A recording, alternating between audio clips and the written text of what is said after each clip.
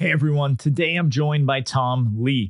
Tom is the CEO and co founder of Visto, a VC backed platform built specifically for agencies to track and improve their clients' visibility inside AI engines like ChatGPT, Perplexity, Claude, and Google AI overviews.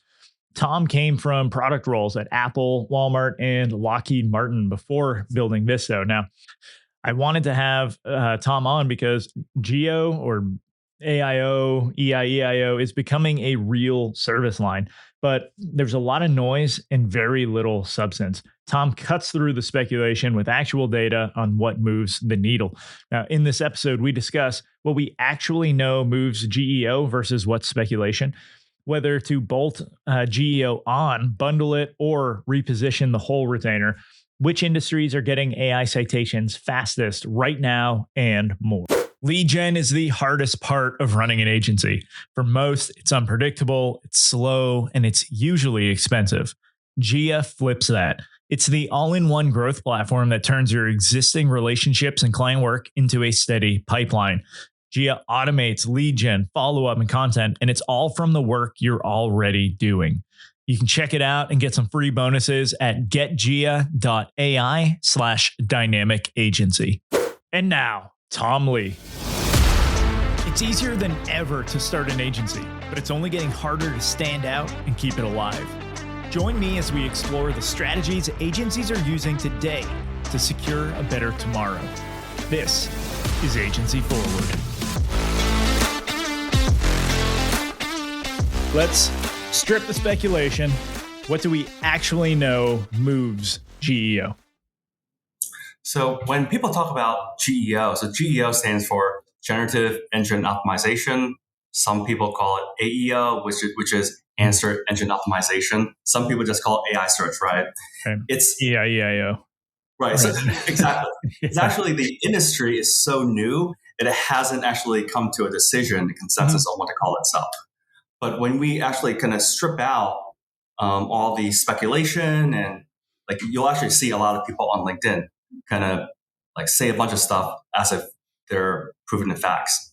But what actually is proven is with GEO, it's actually very important for companies to be cited in the answer itself. So when you type in anything into ChatGPT or Perplexity or Claude or Google AI Overview, right? It always provides the citation of the sources that they're using to generate the answer. So it is actually extremely important that a company is cited. That's a sure way that they actually make it into the answer itself. Mm-hmm. So that's number one. Number two is be very specific about what you're talking about in the content that you create. That is something that AI prioritizes. And if you kind of really think about a researcher, because AI at the core behaves very much like a human being, right? It's looking for things that are factual, that they can actually trace back and say, this is legit. Mm-hmm. You want to be legit. So if you say something, back it up with facts as much as you can. And the last part that I would actually point out, and this is something I'm seeing a lot of companies do poorly, AI doesn't care if the content is written by AI. That's not what they care about. You can have great content that is actually written by AI and be used and actually get cited and get credit for in the AI answer. What AI does not want you to do is to repackage existing content, and that's called AI slop. Mm-hmm. And this is something that's been talked about a lot over and over again in the GEO industry right now, because there's just like so much AI created content that doesn't actually drive the conversation forward. AI is trying to incorporate more perspectives and drive the conversation forward. So if you're a subject matter expert in a specific field, do yourself a favor. Like make what's between your two ears, that gray matter between your two ears, make that known, and there are a lot of different ways that you can do that at scale. Right. So taking my sales calls and the answers that I'm giving to people on sales calls, using those recordings to create content, even though the content's written by AI, because it's using my thoughts, my expertise, and how I'm directly telling people to solve these problems, it can also be picked up for me to be cited by AI. 100%. So like, for example, right, on Visto, on the Visto platform, what we do is we identify opportunities. We identify content gaps. And then we create the content brief, and you can take that content brief and make it into questions. What I always recommend that agencies do is take that and send it to a subject matter expert who knows that space and that content super well. Mm-hmm. And I know SMEs are super busy. It's always hard to find time with them. It's very effective to just tell them, go and just look at these questions, kind of free form, record yourself on Loom, and just talk through it out loud. And then from there, you can just upload that into Claude or ChatGPT or whatever AI platform you use, and you can actually have AI generate that content. Right. Obviously, you still want to review it. You want human in the loop, but that's very, very effective. Right. And so I guess some of the advice I've been giving a lot of my clients is like, we don't want to just do how-to content anymore, because like you said, that's the slop, right? It's like, if we're just redoing the same thing, there's also no reason for AI to cite us. Like, if it's just seen as a best practice that everyone would recommend, then it can just claim it like, yeah, this is just how people do it, right? Like, I don't need to tell you how to brush your teeth. It's just, this is the information. But if I have my own like special way, like our methodology, our IP, then that's something that I should be talking about, so that when it does cite it, it can say, here is a way you can do it, cited by, sourced by these people. I mean, I would say even almost like career advice, right? In the age of AI, being a specialist is the best way to stay employed.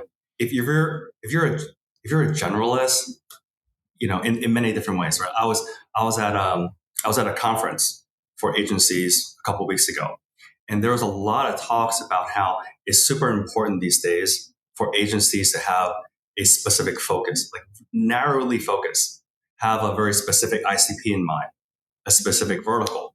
Maybe it's biotech, maybe it's their industries that are heavily regulated, maybe it's B2B SaaS or legal tech or like accounting services, right?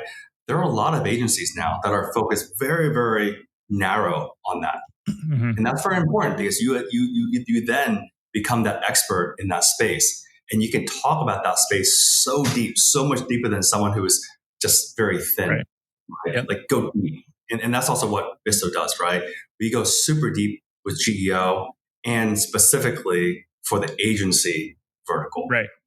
Yeah. So like you're salt. So, I mean, it's great that you're doing it like that. That's the advice I give to agencies all the time. Is like, let's find an industry, right? That's our vertical. Then we're going to find like a sub industry within that. Like, manufacturing is great, but if we can do textile manufacturing, it's like, now we're even more specific.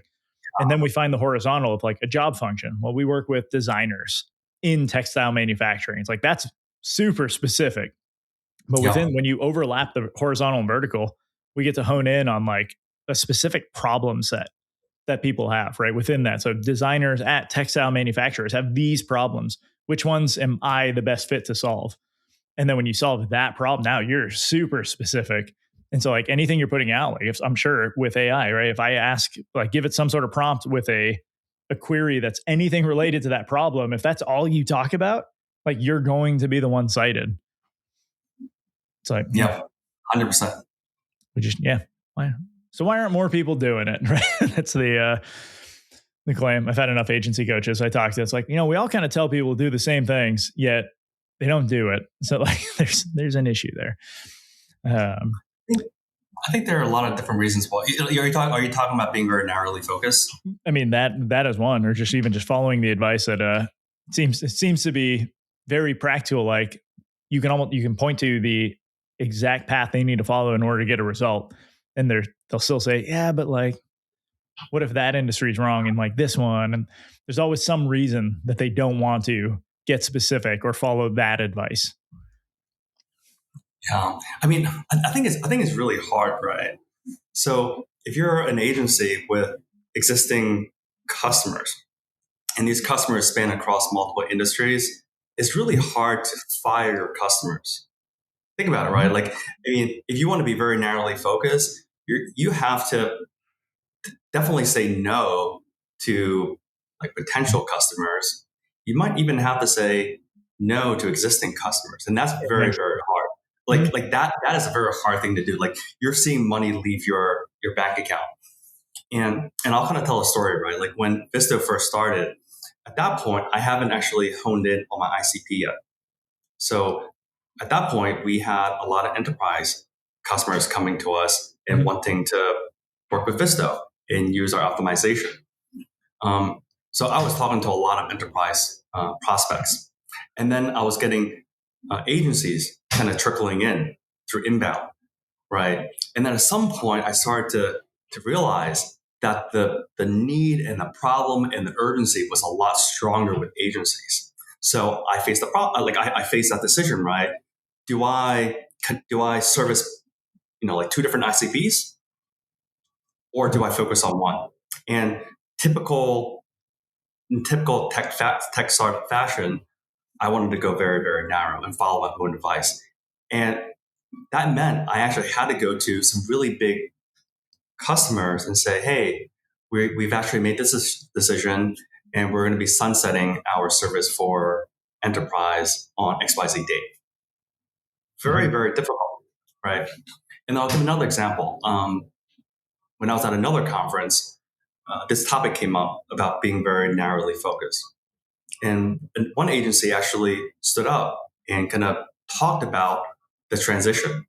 He started off by saying it was one of the best decisions he's ever made. Once he's transitioned, his business has actually just grew like a hockey stick, exponential growth. But he also kind of made a few mistakes during this transition. The first one was he chose the wrong ICP. So he fired his existing customers and chose a different path, and then realized like a year in that ICP was wrong. That was hard.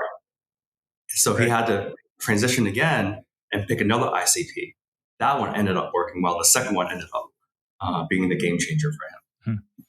So one of the pieces of advice I give my clients is not to fire clients, but to like let it kind of run its term.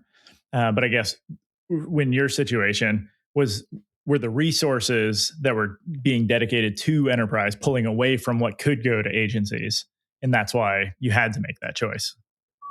So there are a couple different reasons, right? I think when you're like every company, even Apple. So I used to work for Apple a long, long time ago. Even Apple is resource constrained in certain ways. Yep. Right? They have to be very specific on what they build. And if you look at Apple's product line, for a company of that size, until recently, they were the biggest company in the entire world. They don't have a whole lot of products. They want to make the best products possible. Whatever they make, they want it to be the best. So for any company, you have to be focused. So for myself, the reason why I decided to fire some of my customers was one, limited resources. I don't want to spend engineering resources, sales resources, marketing resources going after a segment that I don't think is optimal. That's one part. And the second part is once I stripped out an ICP, I can really focus on what are the most important things for agencies, and they don't overlap. You can think about you can say, oh, GEO is about helping companies show up in AI search, and in theory, it should work for agencies and for the end clients. But what you end up missing out on is agencies have very specific workflows. A lot of our customers use Visto for sales enablement.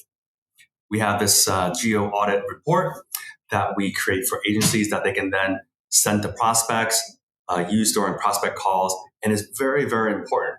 Like without Visto, it would take them 10 to 12 hours to do for a prospect that's not even guaranteed to become a customer. Right? That is a lot of investment for a chance of winning a business. And we all know that conversion rate is not 100%, right? We want it to be as high as possible, but it's not 100%.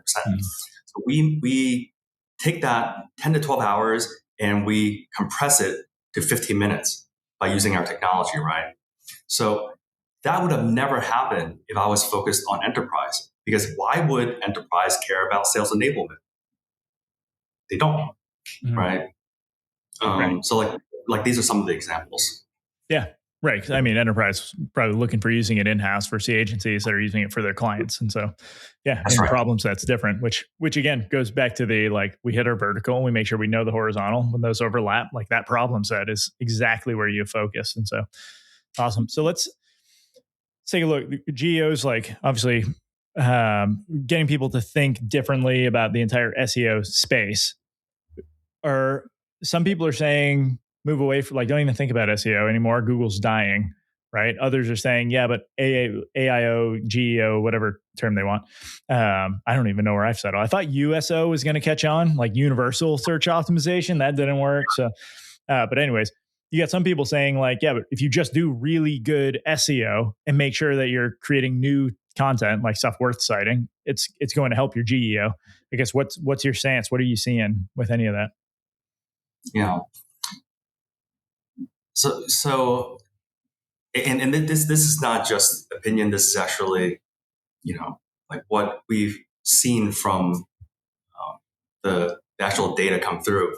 Like from the data, we're seeing this.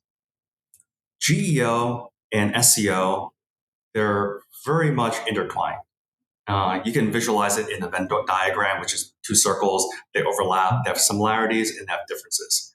I would also say GEO is actually built on a foundation of SEO. And I'll kind of go into a very specific example, right? If you type in, what are the best accounting services in my area? What will AI typically do? The first step that it does is it figures out the intent. So it'll take that prompt, it'll figure out what's the intent, what is Tom actually asking about.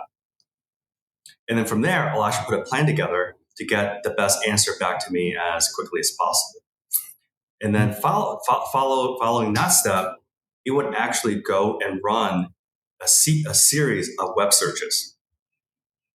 It runs a series of web searches. And the reason why it does that is because AI is trained in a moment in time with training data.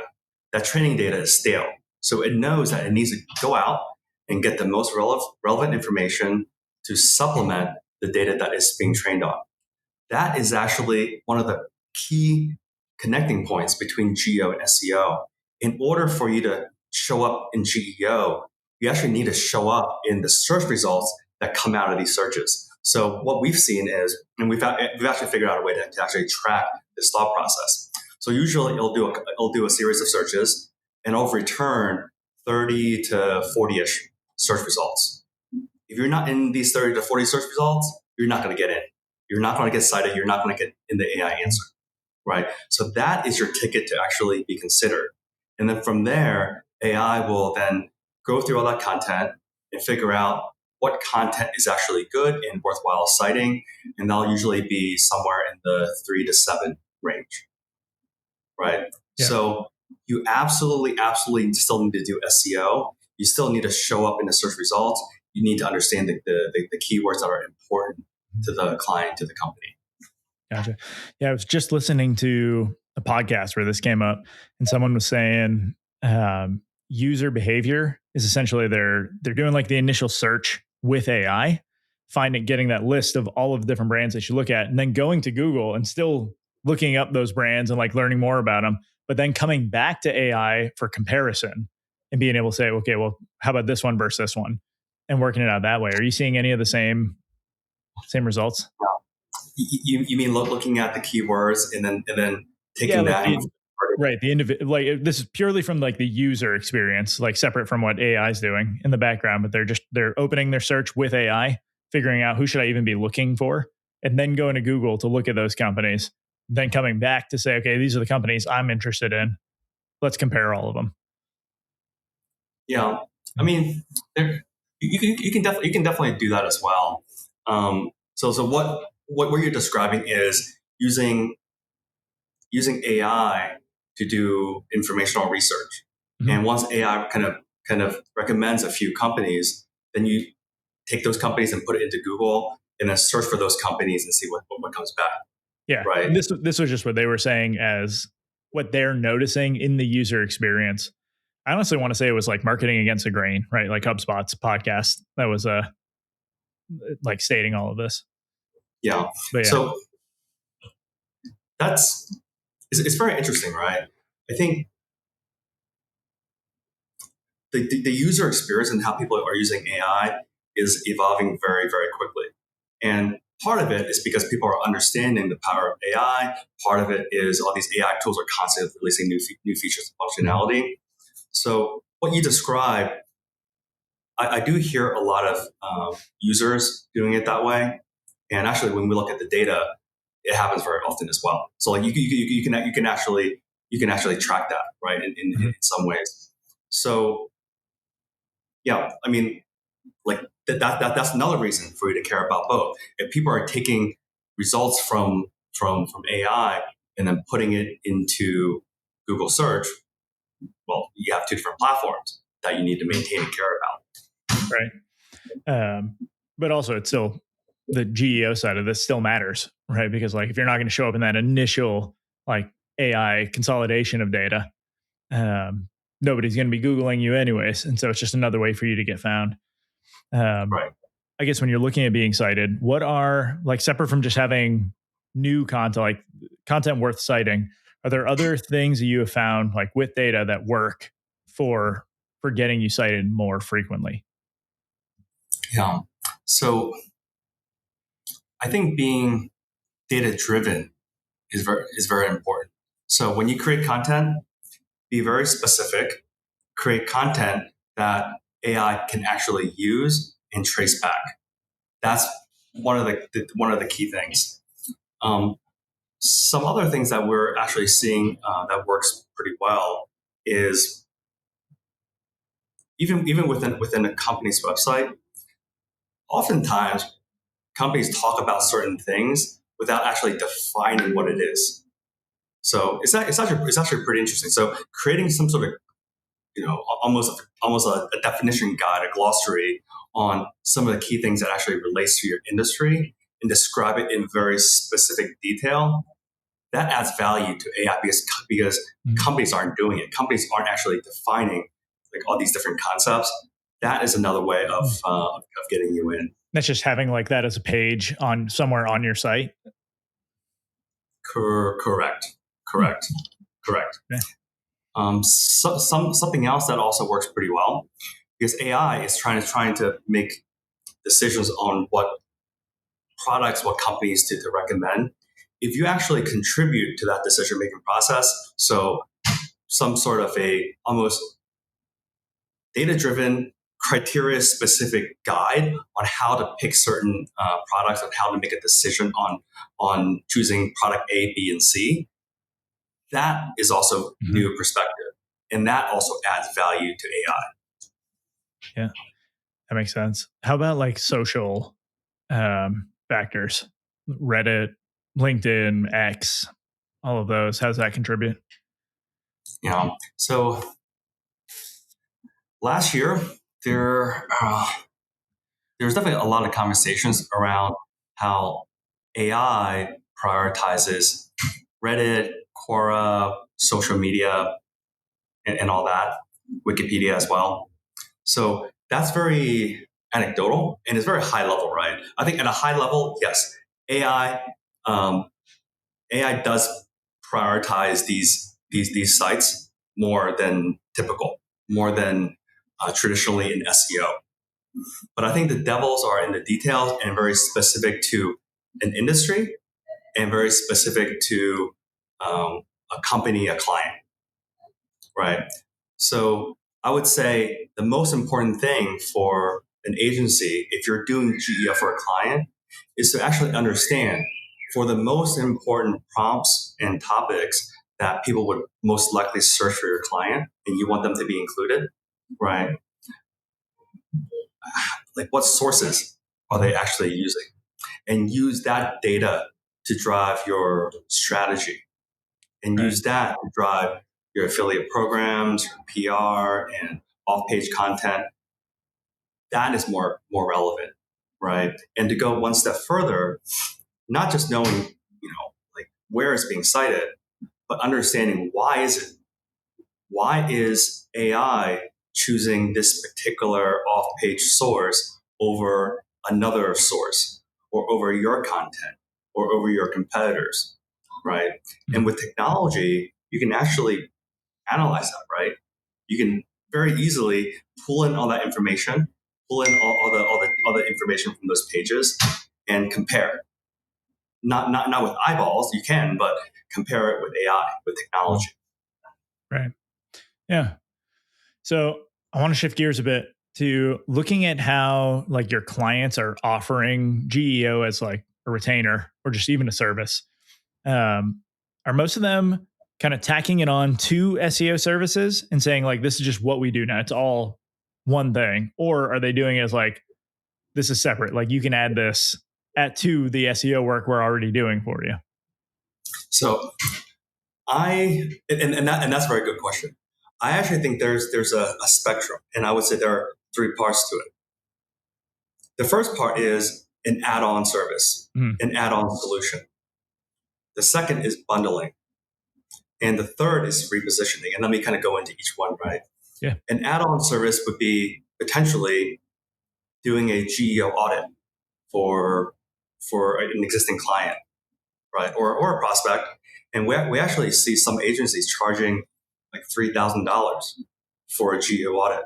And it's because, like the client just really want to know like, how are they actually showing up across AI search platforms. And that's the first step for them, right? Mm-hmm.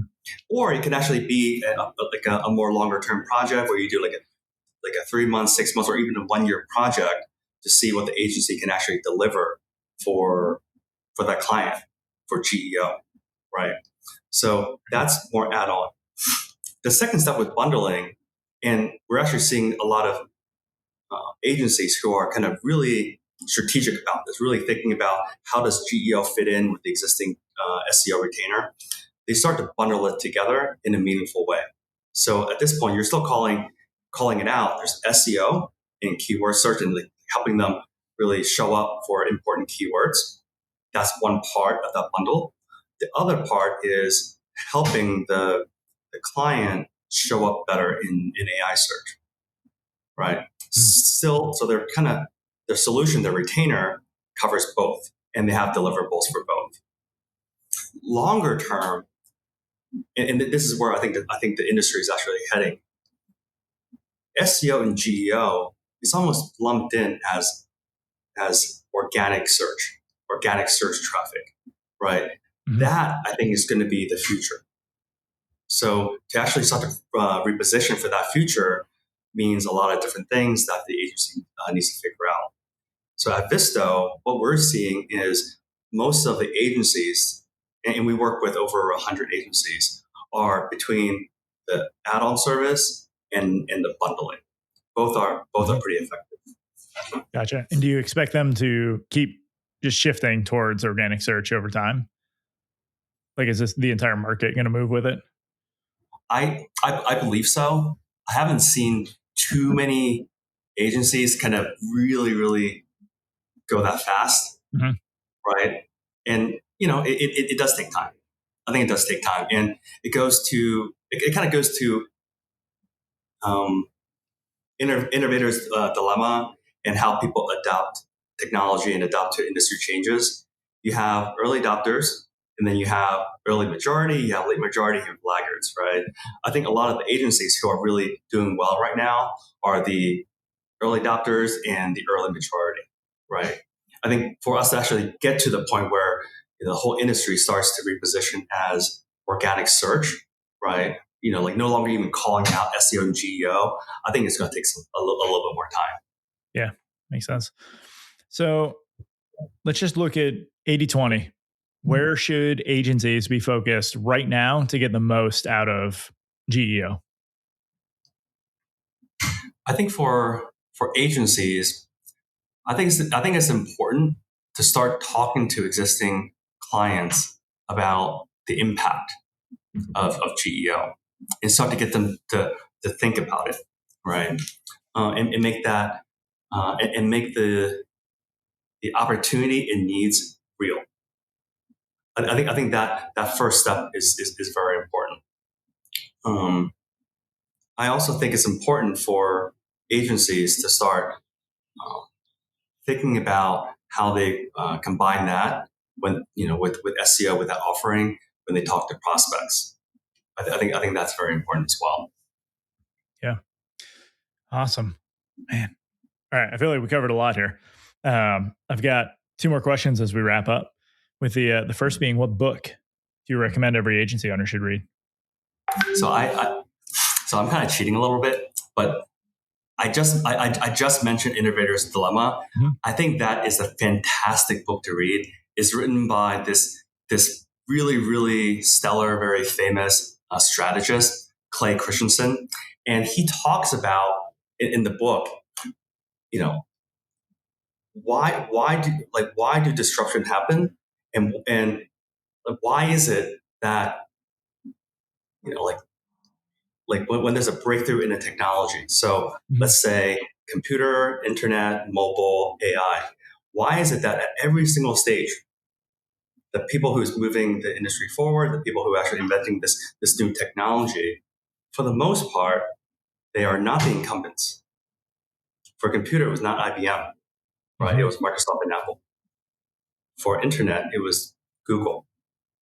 For mobile, that's a little bit different. That's Apple. For AI, it was OpenAI, all right, and then Anthropic.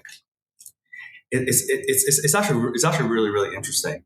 People who have a mindset for really, like thinking about what's happening in the future and really kind of, not worrying about the baggage of what's existing. So to be a little bit more specific, right?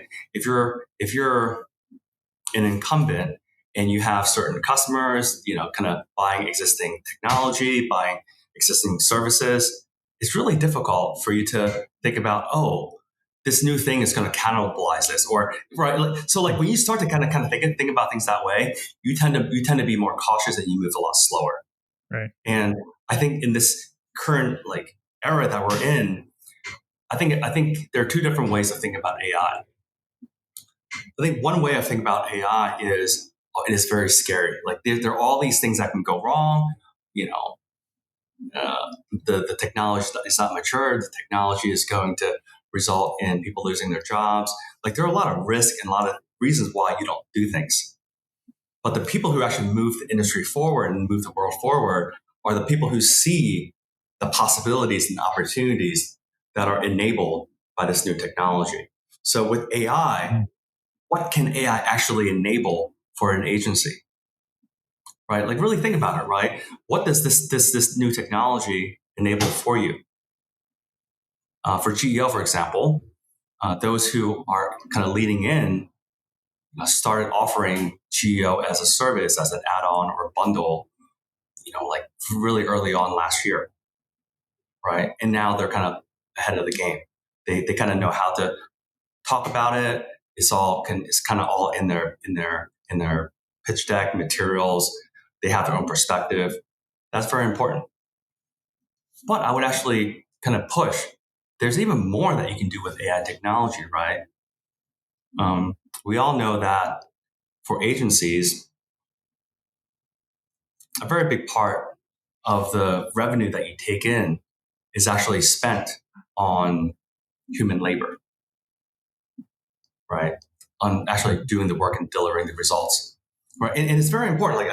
Like service, the agency business is a people business, and it should maintain that way. It should stay that way. But I do think that there's a world where AI can help agencies 10x the number of clients that they can onboard without hiring more people. So you can actually empower your existing workforce to do a lot more and deliver higher value by leveraging AI to do things like prompt research for GEO, keyword research for SEO, creating content briefs, taking information from the Visto GEO audit and actually packaging it into a full-on proposal in a PowerPoint format or a PDF format with exactly the branding and logos that you typically have for the end client. You can actually deliver the output and no longer just use technology for insights, right? Mm-hmm. So that's kind of how I see it. And that's also the direction that Visto is moving in. Cheers. No, good perspective. I think we see the world pretty similarly with the abundance mentality over scarcity. It's like if we know AI is a force multiplier, right? Say it gives you 5x the output. You got a lot of companies that are saying, well, then I need 4x less people in order to get the same output, right? So they fire 4 team members and that one is still doing the work of 5. But if I had given those 5 people a 5x output, now I have the 25, right? I gotta make sure I'm doing my math right.